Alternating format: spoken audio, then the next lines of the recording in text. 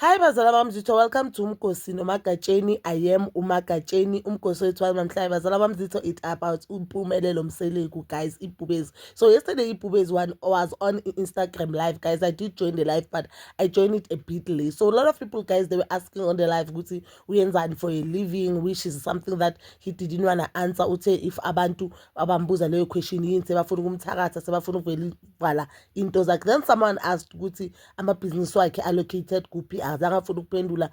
He was asked about abomhlophekazi, azange afuna ukuphendula.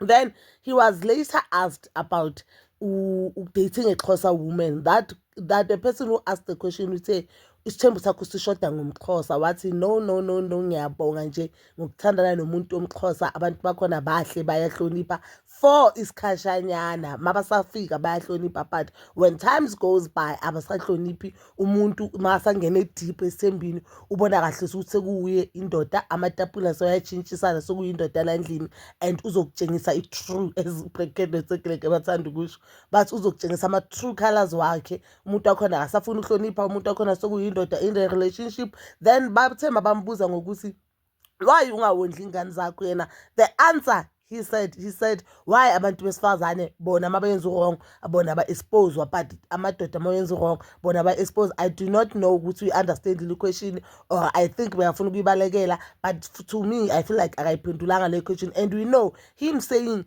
abantu amaXhosa women mawusaqala ukuthandana nabo kuba right, but makasangenile deep esithembini yadelela. We all know ukuthi usho uVuyokazi umama wengane zakhe, which is uMhlophekazi noNzulu, uMxhosa. And mina, I for one, yes, sometimes we could say umuntu uyahlonipha what based on what we see on TV. Ile into engihlala ngitsho ngotirela ngithi people they'll say abantu abafuni tirela, but we are commenting and we are rating in something based on what we see on TV. As much as noVuyokazi, to me, mina ngibona as a humble lady, uyahlonipha, because even at that time ba-addressa abazali bakampumelelo. You could see, and if you watch now utirela indlela akhuluma ngayo noMseleku, and you watch indlela uVuyokazi wakhuluma naye nabantu bakhona, and even the manner bebese ngayo nabantu bakubo, it was so respectful, because thina sazi ukuthi if sinengane and mina nawe asiboni kahle, izinto zethu sezi-affect ingane, abazali kumele ba-communicate, angithi?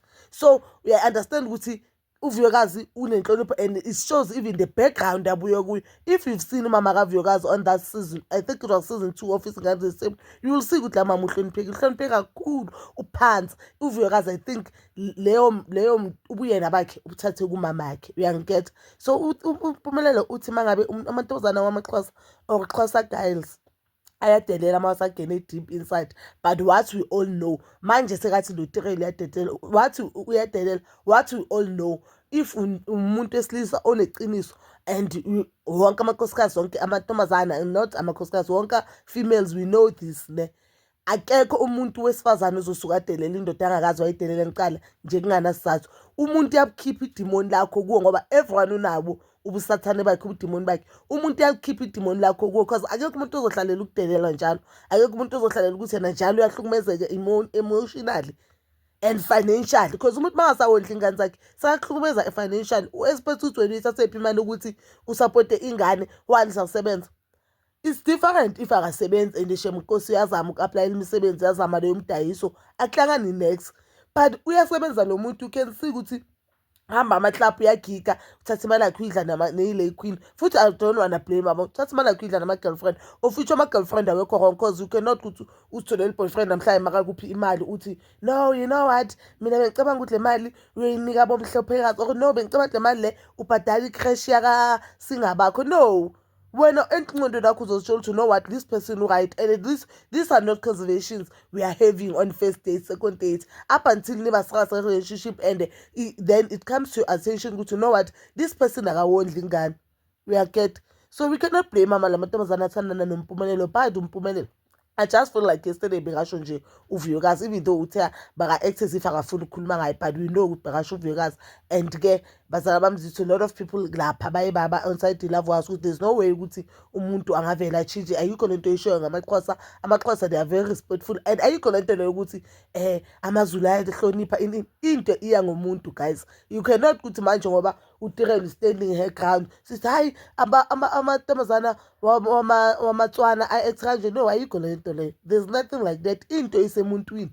indise emuntwini. But bazalwane bami, so that is all for now. Please don't forget to like, subscribe, share, and hit that notification button. Nginithanda ukuya nokubuya.